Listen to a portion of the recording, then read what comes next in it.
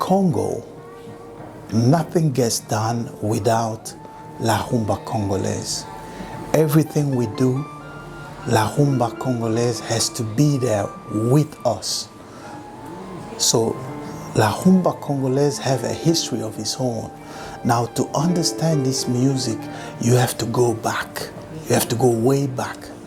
Now, in our cosmogenesis, like in our origin, when we talk about the history of, let's say the Bible talks about Adam and Eve, well, in the Bantu cosmogenesis, in the Bantu origin, our ancestors, they have their own history, and that history goes like this. When Nzambi-Mpungu, who is the almighty power, created the universe, Nzambi-Mpungu and his angels, they have decided that they were going to make a human being. And that human being, they called him Mahungu. And that Mahungu was going to dwell on earth.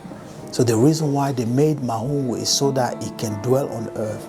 Now, this Mahungu was an androgyne. Basically, it was a human with two organ system or two sex. It was both male and female. Now, Mahungu was created and he was dwelling on earth.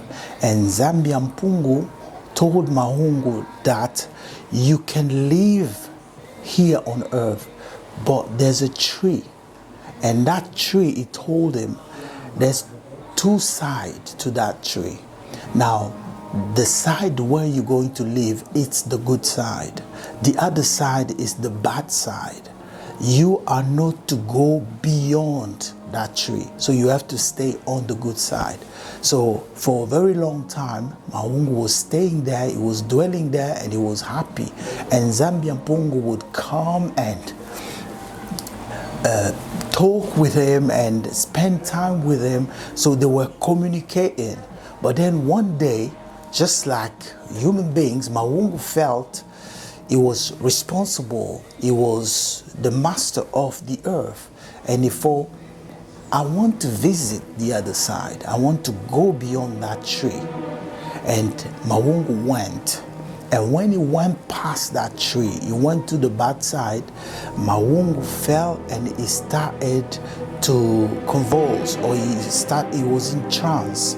And in Kikongo, we call it Kipumbulu. He was shaking. And he was shaking so bad that his body split in two. So it became male and female. So when Mahungu noticed that he became two people, the male one was called Malwango, and the female was called Ndumba Madiko. So Mahungu was no longer Mahungu, it became two people. And Nzambi-Mpungu would not come to visit them. And they both noticed that they have done something wrong. So they went on their knees and started praying, started begging Nzambi-Mpungu to forgive them. So that's how it started. So they started begging, but Nzambi-Mpungu would not appear. So what they had to do now is they were trying to understand, how are we going to ask for forgiveness? How are we going to do this? So they would start imitating all the noises that they hear, the thunder, the waves, the cracking of the trees, the animal noise, everything that they could hear, they tried to imitate, because they were trying to get in communication with Nzambi-Mpungu to ask him for forgiveness. And they were trying, and because they were trying to imitate, they will have to build what we call a drum, imitating the thunder. That's why when they hit the drum, they hit it hard. So they were imitating, they start creating instruments. And the idea was so that Nzambi-Mpungu can communicate with them. Then they will ask for forgiveness. But Nzambi-Mpungu would not appear. So one day, Malwango, who was the male, and the female, Ndumba Madiku, decided they're going to get together like they were before and become Mahungu. So they got themselves together, close to each other, what we call KUMBA. So Kumba is like a lock. So they lock themselves into the two belly button will touch. So they close in on one another and they start moving in wave, imitating the waves, imitating what was around them, how the trees will move, how the leaves will move. And by doing this movement, what happened is the female got pregnant and they start having children. And some of the children were male and the others were female. So you understand, this started with shaking, splitting in two, and then they became two and they trying to get together to come back to that situation that so that they can become Mahungu again. But it didn't happen. And they have to start a new life with the children. And they started creating what we know today as makwela, like a wedding. They've decided that, okay, our children, they'll get to a level where they will have to get married. They will have to get to a level where they will do this, they will do that. They created what we know in society. So little by little, they started to spread. And then one day, as you know, in I think 1482, the Portuguese will come to our land. When they arrive in our land, of course, after a while, the governor of Soyo will get baptized. And once he get baptized, they will go to burn our culture. They're going to burn everything except the drums, except the music that our ancestors have created. And that music was the kumba, which is come together, belly button touching, the lock dance. That was the dance. Now this music will travel, go all the way through slavery. This music will go all the way to Cuba. And when you hear names like Cuba, Cuba in Congolese language means kuba, which is beat. And little by little, what's going to happen is the Congolese who went in slavery, they will, because they didn't have a full knowledge of the culture, whatever they knew, just a little bit that they knew, they started using that. And they will create their own religion there in the outskirts of Havana in Cuba. They'll start the music there. They'll start a religion there called Mayombe, Pato Mayombe, which shows that the majority of the people that went there were of the tribe of Mayombe people. So when they got there, naturally, they're trying to recreate the country, they're trying to recreate the culture. And the dance that these people will dance is the Kumba dance. Now, because the Spanish have colonized, have started the slavery trade, they couldn't, the Portuguese and the Spanish, they couldn't say Kumba. And that's how they'll start to say Rumba. So basically, because NK, you cannot find that language in Spanish. So instead of saying Kumba, they start saying Rumba. And that was the birth of Rumba. And the first group of music that these Congolese in the Cuba, around that area will create is going to be like the Mayombe Congolese society, basically. Then they will start that music there. But the father of the rumba in Cuba is called Benny Moré.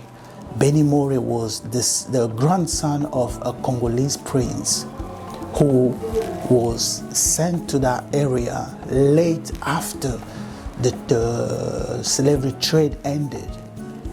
So that's how that music started. And that music started growing, and then that music went back to Europe because the European started liking this music. The music would first go to Haiti because Haiti was a black country as well, and Haiti was independent in the 1804. So way back. So the Asian will start coming to France naturally because they like colony of the French, and naturally the French will then bring that music to Congo Brazzaville, who is our neighbor, because we used to be all one in the Kingdom of Congo.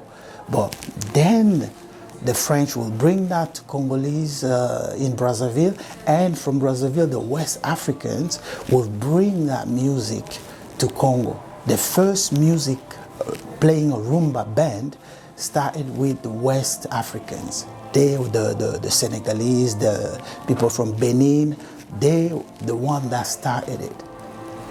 Now the first Congolese group was created by Calais, Joseph Calais, Grand Calais. He was the one who created that band. That band was called African Fiesta. Why he created African Fiesta?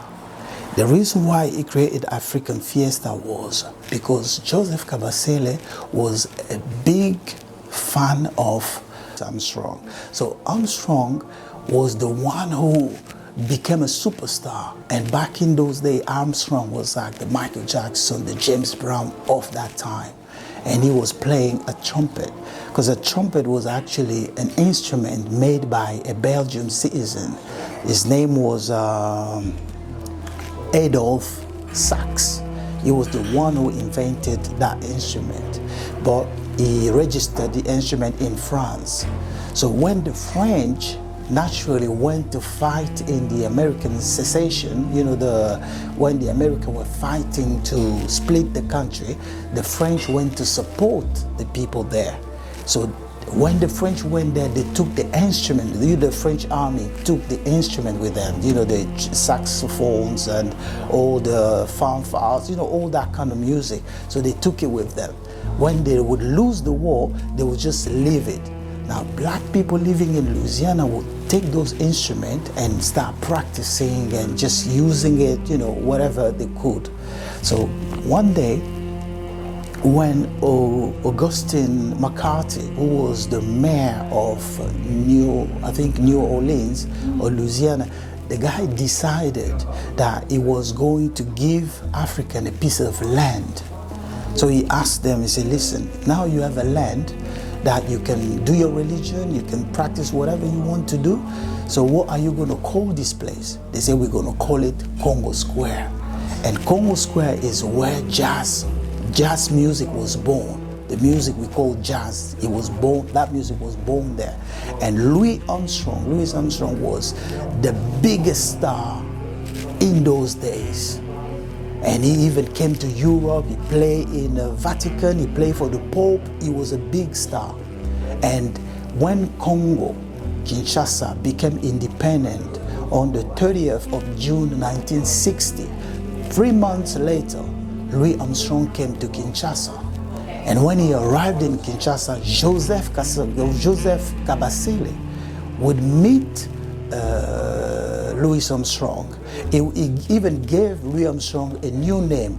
He gave him the name of Okuka Lokole. And he played a song for Louis Armstrong. And that's how he started his band, African Fiesta. And that African Fiesta is African jazz. He started African jazz. You can tell that the name itself is in English. So why a Congolese, you know, French speaking will start a band called after that American? Because he was a big fan. So that's how that music started.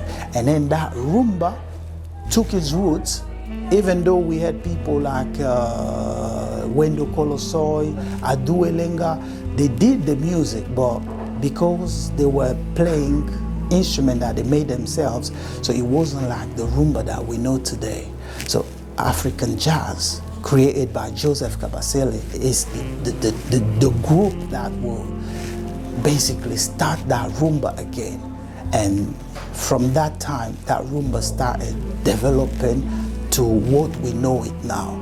So Joseph Kabasele is a big, a powerful man who helped create the first African or Congolese music group with African jazz.